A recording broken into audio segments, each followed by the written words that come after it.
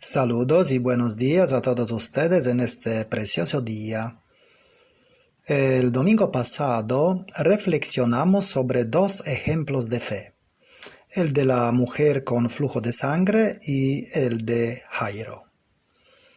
El Evangelio de hoy, Marcos 6, 1 a 6, de este 14º domingo ordinario, en cambio, habla de la falta de fe por parte de los nazarenos. Jesús enseña en la sinagoga de Nazaret. Al inicio se dice que la gente se asombra por su enseñanza, pero esa enseñanza no genera fe, sino incredulidad. Este episodio demuestra que la enseñanza de Jesús, junto con sus milagros, no sirven de nada cuando la gente se niega a creer. Al contrario, los lleva a la incredulidad. Para los nazarenos, el mensaje de Jesús les parece algo difícil para acoger. Su mensaje y estilo de vida son vistos como perturbadores, peligrosos, contrarios a las tradiciones y creencias de los nazarenos. Los nazarenos adoptan una extraña postura que no sabríamos cómo calificar hoy día. No niegan la sabiduría y los milagros de Jesús, pero dado que lo conocen desde pequeño y conocen a su familia, no quieren comprender a Jesús e incluso se escandalizan de él. Dice el texto: escuchándolo, decían: ¿de dónde le vienen tales cosas? ¿Quién le ha dado esa sabiduría, esa capacidad de hacer milagros? ¿No es este el carpintero, el hijo de María, el hermano de Santiago, de José, de Judas y de Simón? ¿No viven sus hermanas aquí entre nosotros? Y se escandalizaban a causa de él. Los nazarenos se admiran y a la vez escandalizan. Ambas actitudes se vinculan, de manera que el mismo asombro lleva en sí un tipo de rechazo. Se admiran de las cosas que hace Jesús, pero al mismo tiempo las rechazan y rechazan a Jesús. En primer lugar, hablan de las obras. Dicen: ¿de dónde le vienen tales cosas? Un poco antes, los escribas decían que las obras de Jesús venían del demonio. Los nazarenos no llegan tan lejos, solo hacen preguntas. Perciben que Jesús ha roto sus esquemas mentales, por eso cuestionan. Puede ser, sin embargo, que muchos de ellos sigan el pensamiento de los escribas, o sea, que sus obras vienen del demonio. Puede ser. En la siguiente pregunta, los nazarenos utilizan la palabra sabiduría, refiriéndose a Jesús y uniéndola con los milagros hechos por él. Se percibe que el contexto de las preguntas es claramente negativo. Reconocen que Jesús hace cosas que parecen buenas, pero desconfían del valor profundo y de las ventajas que ofrecen. Tal vez lo miren como un mago destructor, por eso dudan. Desde ese punto de vista surge la pregunta por su identidad. Dicen: ¿no es este el carpintero, el hijo de María? Supone esta pregunta que todo lo que Jesús hace y dice se relaciona con su trabajo y familia.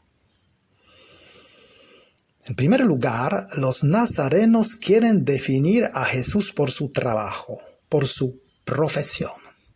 Se usa la palabra griega tectón, que no solo quiere decir carpintero, sino sobre todo artesano, albañil. Lo llaman así para desvalorizarlo, destacando su carencia de estudios y poniendo en duda el valor de su sabiduría, o sea que carece de formación para enseñar.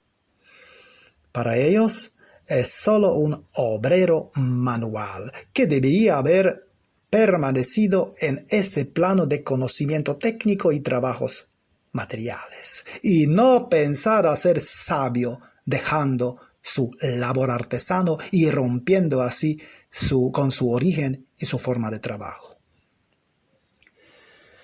En este contexto podemos recordar que los antepasados de Jesús probablemente habían venido de Judea a Nazaret como agricultores, recibiendo en propiedad unas tierras tras la conquista de Alejandro Janeo en torno al año 104 a.C. Sin embargo, con el tiempo los familiares de Jesús habían perdido la tierra, volviéndose así campesinos sin campo, obreros sin obra, herederos de Dios sin heredad, es decir, artesanos. Desde aquí se entiende la importancia que tiene el hecho de que Jesús se defina como tectón, o sea, artesano, lo que implica que es un hombre sin tierra o propiedad, apareciendo como aquel que debe trabajar para otros. El término griego tectón se refiere a alguien sin trabajo propio, pues no tiene tierras, ni hacienda agrícola, ni otros medios de subsistencia, y tiene que vivir a merced de los demás en un mundo sin contratos fijos ni salarios permanentes.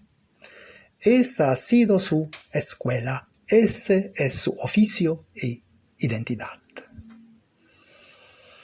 Entonces Jesús es alguien que carece de la identidad que da la tierra. Así que antes de ser llamado Mesías, Jesús era un obrero, un artesano, un hombre sin estabilidad económica propia, alguien que dependía de aquellos que le llamaban para hacerles trabajos de artesanía o carpintería. Así que, entonces, en primer lugar, los nazarenos relacionan a Jesús por su trabajo. En segundo lugar, por su familia. Llama la atención la pregunta, ¿no es este el hijo de María? No se cita aquí el nombre del padre. Puede ser que estaba muerto, puede ser. Y entonces como representante y cabeza de familia emerge María. Sin embargo, mirando las tradiciones de aquel tiempo, esa presentación de Jesús como hijo de María levanta al menos una interrogación e incluso una sospecha.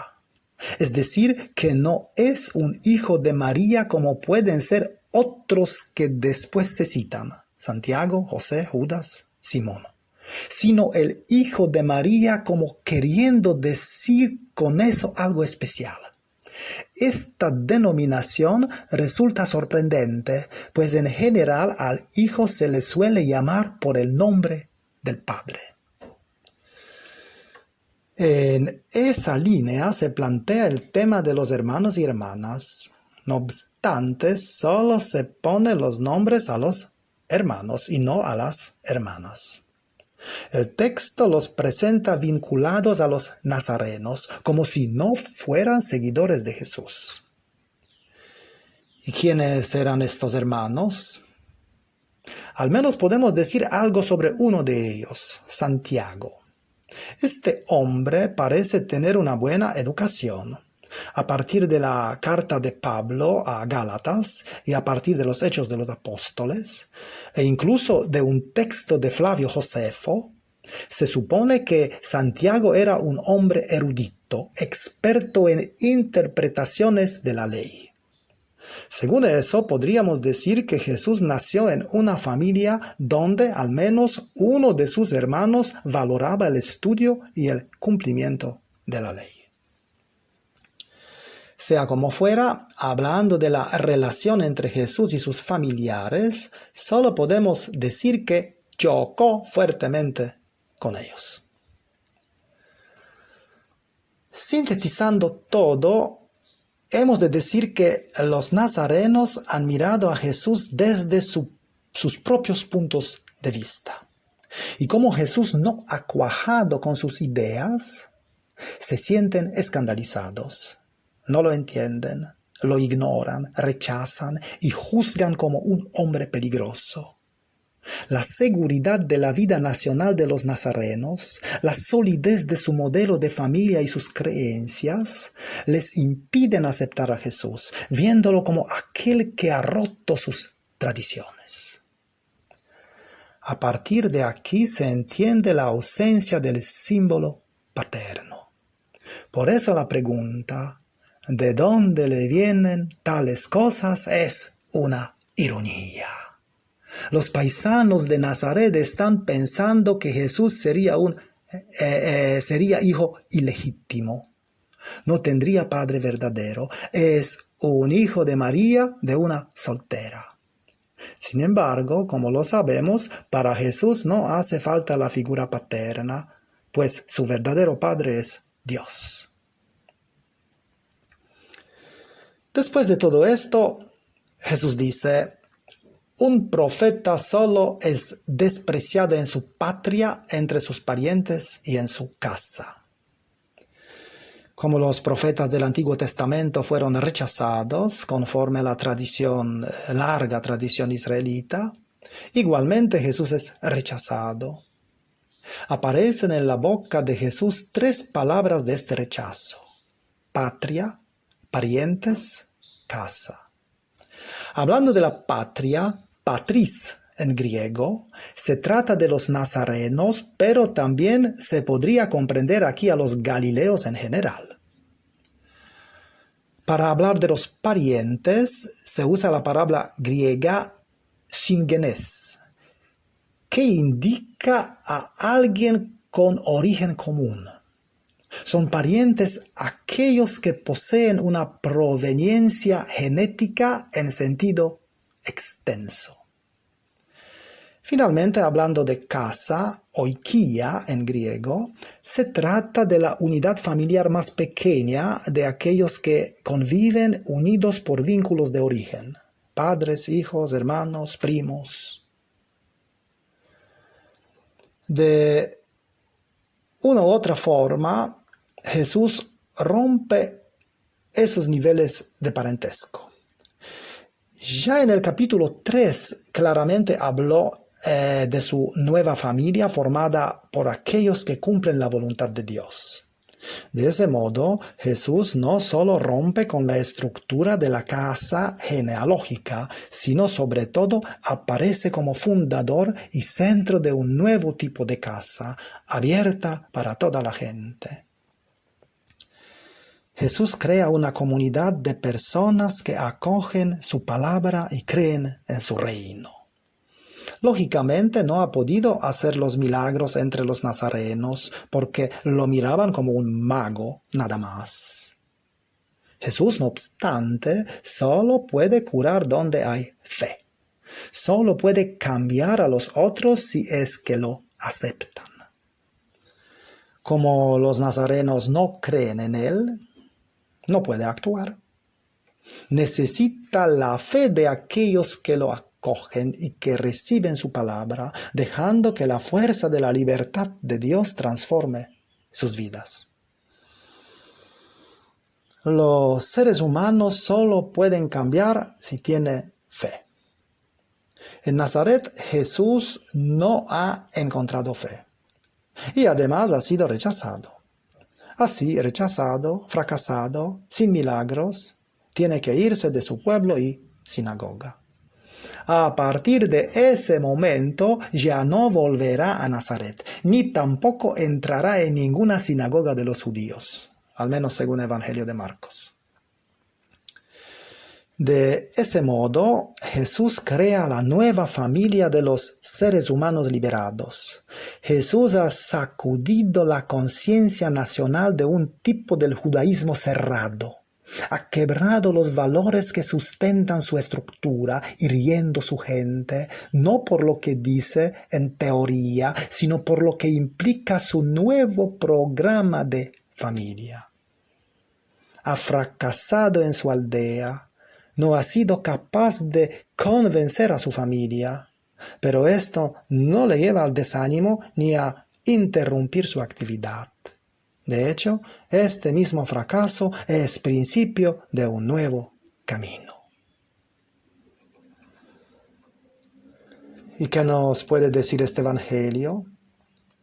Mirando este texto, veo muy oportuno distinguir bien entre la fe y la creencia.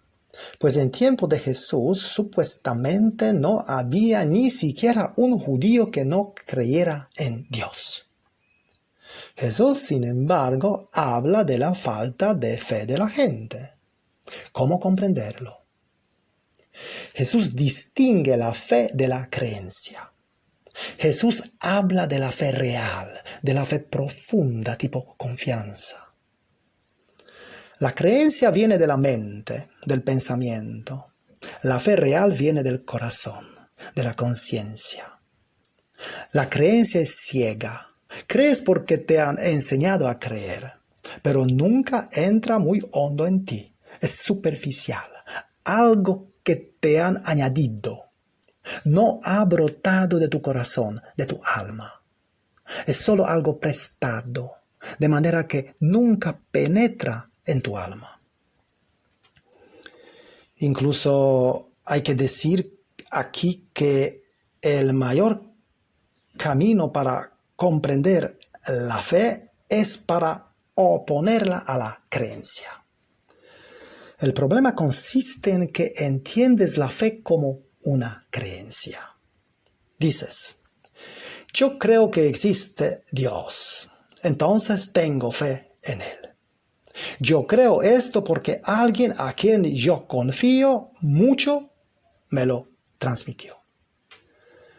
Entonces, la fe aquí es una creencia de otra creencia. Al inicio del camino, esto puede ser algo aceptable, pues aprendes la fe de alguien a quien confías, sean tus padres, catequistas o sacerdotes. Sin embargo, no puedes parar en esto. Tienes que ir dando pasos hacia los niveles altos de la fe. Tienes que tener claro que la fe no es creencia y que no es algo que tiene que ver con la mente, sino con tu conciencia. Obviamente eso requiere un proceso. En muchas religiones, también en el cristianismo, la fe se resalta mucho simplemente porque los líderes de una iglesia no tienen la experiencia de la fe. Ellos hablan de la fe, pero no la experimentan. Hoy hay cristianos que en realidad no son cristianos. Piensan que son cristianos, pero ¿cómo puedes ser cristiano si tu base es la creencia? Eres como los nazarenos del Evangelio de hoy. Sin embargo, si empiezas a estar más alerta, más consciente, entonces, poco a poco, surgirá la fe real en ti, ya que la fe es tuya. En cambio, la creencia es de otro. La fe es interior, por eso no se puede destruir nunca. La fe es personal, la creencia es social. Así que necesitas desarrollar la fe. Para que pueda surgir la fe, necesitas desechar las creencias. No te des por satisfecho con las creencias. De lo contrario, la fe nunca podrá surgir. Así que abandona las creencias. Al inicio tendrás miedo, porque cuando abandonas las creencias, surge la duda, y la creencia reprime las dudas. No te preocupes por eso. Deja que surjan dudas. No hay ningún problema en esto.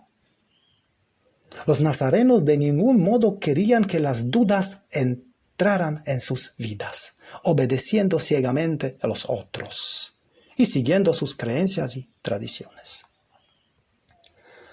Recuerda, tú también has obedecido todo esto. Simplemente has obedecido. Has seguido a tus padres y ellos siguieron a los suyos. Has obedecido a los líderes religiosos u otros. Y así se enraizó en ti la creencia. Pero entonces no eres libre. Uno de los obstáculos más grandes contra la libertad es el pensamiento dividido, reforzado por creencias y conceptos religiosos que te llevan a pensarlo y evaluarlo todo en términos moralistas. Piensas, esto es correcto, aquello es incorrecto. He aquí la gente buena, allá la gente mala. Si haces cosas malas, mereces castigo. Si haces cosas buenas, mereces ser recompensado. Este modo de pensar es la raíz de todas las creencias. Sin ser consciente de todo esto, has adquirido el hábito tranquilizador de formularlo todo en blanco y negro, positivo y negativo. Es la trampa de la creencia. Has de saber que los conceptos de la obligación, del deber y de la culpa son los más dañinos y venenosos que se han metido en tu lenguaje religioso. Ahora bien, el proceso para liberarse de las creencias y recuperar la fe es simple. Cualquier cosa que hagas, cualquier cosa que pienses, cualquier cosa que decidas, pregúntate, ¿viene eso de mí o alguien está hablando en mí? ¿Soy yo o soy imitando a alguien? Y ese alguien puede ser tu madre, tu padre, el sacerdote, amigo, vecino, etc. Una vez que averigües de quién es la voz, dile adiós, sabiendo que únicamente tu propia voz te llevará a florecer hacia la libertad. Al inicio cometerás muchos errores y te equivocarás. Pero recuerda que esa es la única forma de aprender. ¿Y qué frase puedo llevar conmigo para contemplarla en esta semana? Tal vez la siguiente. La fe está tan cerca de la verdad que si es total, en ese mismo instante se vuelve una verdad, una revelación.